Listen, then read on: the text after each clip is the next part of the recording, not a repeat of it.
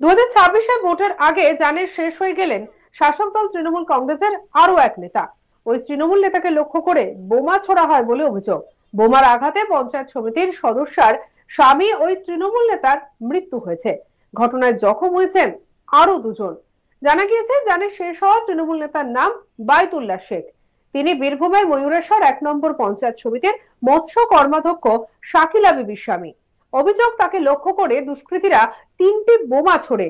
গুরুতর জখম অবস্থায় তাকে উদ্ধার করে রামপুরহাট গভর্নমেন্ট মেডিকেল কলেজ হাসপাতালে নিয়ে আসা হলে চিকিৎসকরা তাকে মৃত বলে ঘোষণা করে। ঘটনাটি বীরভূমের মল্লারপুর থানার বিশিয়া গ্রামে। জানা গিয়েছে রাত 8টা নাগাদ বীরভূমের মল্লারপুর থানার বিশিয়া গ্রামে একটি চায়ের দোকান থেকে যখন ফিরছিলেন বায়তুল্লাহ শেখ, সেই সময় কয়েকজন দুষ্কৃতী এসে তাকে লক্ষ্য করে পর পর 3টি বোমা মারে।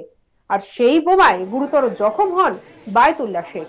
তাকে উদ্ধার করে নিয়ে আসা হয় রামপুরহাট গভর্নমেন্ট মেডিকেল কলেজ ও হাসপাতালে। এরপর তাকে দেখে চিকিৎসকরা মৃত বলে ঘোষণা করে। তবে কে বা কারা কি উদ্দেশ্যে বোমা মেরে জানে শেষ করলো সেই বিষয়টি তদন্ত করে দেখছে মল্লারপুর থানার পুলিশ।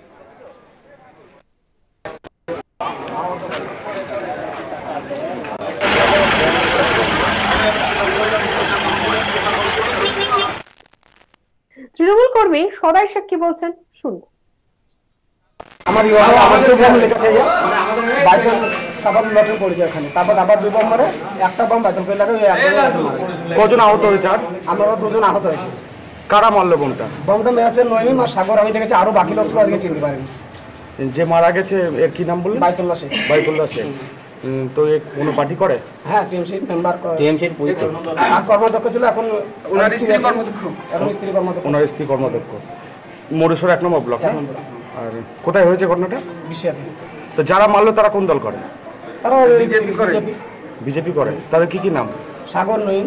আজকে 2 জনকে আমি চিনেছি, বাকি আরো লোক ছিল আজকে চিনতে পারি। মানে বোমা মারার কারণ কি? কারণ কি ওর জানতে হবে, জানতে হবে।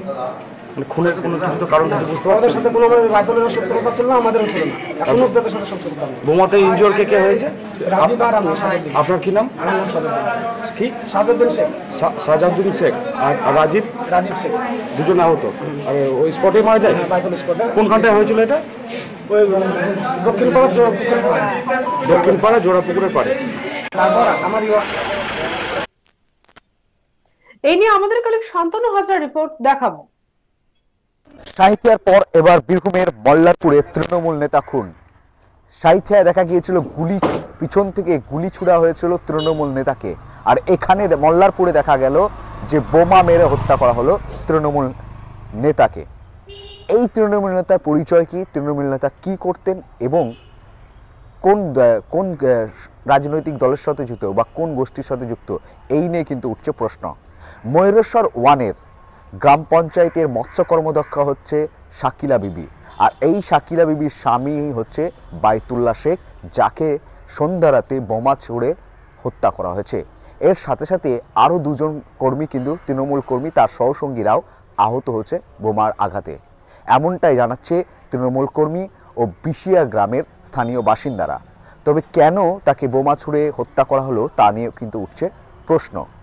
যখন বিশিয়া গ্রামের যে চৌমাথা মোড়ে যখন বায়তুল্লাহ শেখ ও তার 2 সহসঙ্গী তার সদাই শেখ, তারা কিন্তু এই সময় বাড়ি ফিরছিল, ঠিক বাড়ি ফেরার পথে তাদেরকে লক্ষ্য করে 3টি বোমা মারা হয়, এমনই অভিযোগ করছে বাকি প্রত্যক্ষদর্শীরা।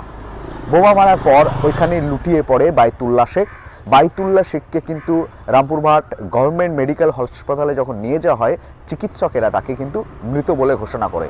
তবে বীরভূমে বারবার তৃণমূল নেতা খুন, আর এই খুন নিয়ে কিন্তু উঠছে প্রশ্ন, কে বা কারা, কোন দুষ্কৃতীরা হত্যা করছে। তবে মল্লারপুর থানার পুলিশ সাধারণত তদন্তে নেমে কিন্তু রীতিমতো সন্ধান তল্লাশি চালাচ্ছে।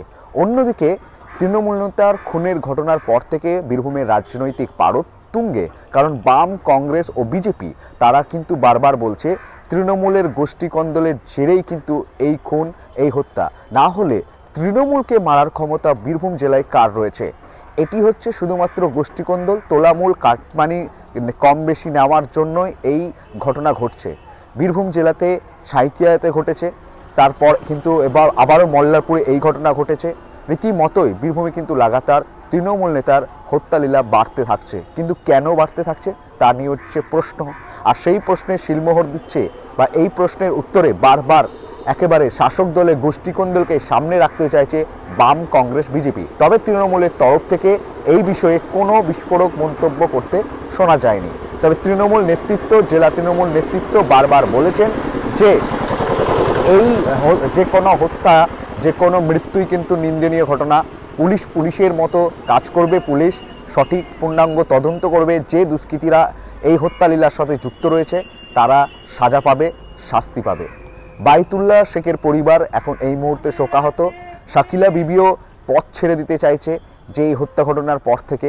রীতিমতোই একেবারে মল্লারপুরের যে বিশিয়া গ্রাম রয়েছে সেই বিশিয়া গ্রাম এখন আতঙ্কের পরিবেশ তৈরি হয়েছে।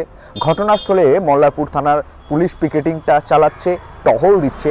তবে বারবার বীরভূমে লাগাতার দেখা যাচ্ছে যে তৃণমূল নেতাদের হত্যার ঘটনায় কিন্তু একেবারে বীরভূমে গোষ্ঠীকন্দল কি জোরালো হচ্ছে, এমনই প্রশ্ন তুলছে শাসক বিরোধী যে রাজনৈতিক সংগঠনগুলি রয়েছে, বাম, কংগ্রেস, বিজেপি তারা। তবে অন্যদিকে দেখা যাচ্ছে যে এই ঘটনার পর থেকে এখনো পর্যন্ত অনুব্রত গোষ্ঠী বা কাজল গোষ্ঠী এরকম কোনো নাম কিন্তু উঠে আসেনি। রীতিমতোই তৃণমূল নেতার খুনের ঘটনার পর থেকে বীরভূমে রাজনৈতিক পারদ তুঙ্গে। বিশিয়া গ্রামে কিন্তু আতঙ্কের পরিবেশ, চাঞ্চল্যকর পরিবেশ, যে সন্ধ্যা রাতে তৃণমূল নেতাকে বোমা ছুঁড়ে হত্যা করা হলো। স্থানীয় বাসিন্দাদের মধ্যেও কিন্তু একটা আতঙ্কের পরিবেশ তৈরি হয়ে রয়েছে। মল্লারপুর থানার পুলিশ লাগাতার টহলদারি চালাচ্ছে বিশিয়া গ্রাম জুড়ে। প্রসঙ্গত কিছুদিন আগেই বীরভূমের এক তৃণমূল নেতাকে বাড়ি থেকে ডেকে আগ্নেয়াস্ত্র চালিয়ে জানের শেষ করার অভিযোগ উঠেছিল। পয়েন্ট ব্ল্যাঙ্ক রেঞ্জ থেকে আগ্নেয়াস্ত্র চালিয়ে জানের শেষ করা হয় দলের সাঁইথিয়া পঞ্চায়েত সমিতির কৃষি কর্মাধ্যক্ষ পীযূষ ঘোষকে। আর এই ঘটনায় উত্তেজনা ছড়ায় এলাকায়। পুলিশ ইতিমধ্যে জিজ্ঞাসাবাদের জন্য 2 মহিলা সহ 3 জনকে আটক করেছে। দেহটি ময়না তদন্তের জন্য বোলপুর মহকুমা হাসপাতালে নিয়ে যাওয়া হয়। সেখানে গিয়ে পরিবারের সঙ্গে কথা বলেন লাভপুরের বিধায়ক অভিজিৎ সিংহ। লাভপুরের বিধায়ক অভিজিৎ সিংহ বলেন, অত্যন্ত দুঃখজনক ঘটনা এটি। আমরা খবর পেয়ে হাসপাতালে এসেছি। আমাদের দলের নেতাকে বাড়ি থেকে ডেকে নিয়ে গিয়ে আগ্নেয়াস্ত্র চালিয়ে জানে শেষ করা হয়েছে। দুষ্কৃতীদের দ্রুত গ্রেপ্তারের দাবি জানাই। দুষ্কৃতী ছাড়া বন্দুক তো কারোর কাছে থাকার কথা নয়। তবে পুলিশের উপরে ভরসা আছে। তদন্তে আমাদের তরফ থেকে সব রকমের সহযোগিতা মিলবে। রাজনৈতিক খুন কিনা এখনো বলতে পারবো না, সবটাই তদন্তের বিষয়। দল নিহত নেতার পরিবারের পাশে আছে।